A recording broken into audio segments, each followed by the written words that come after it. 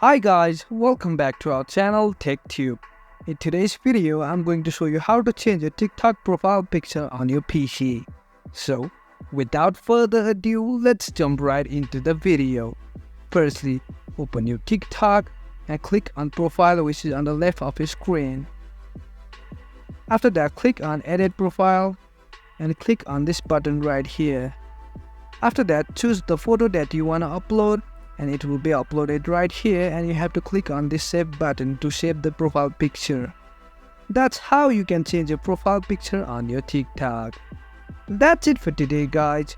If you find this video helpful, then don't forget to give thumbs up, comments and feedbacks will be appreciated. Subscribe to our channel and don't forget to hit the bell icon so that I can come up with new videos like this. Until then, have a great time and thank you for watching.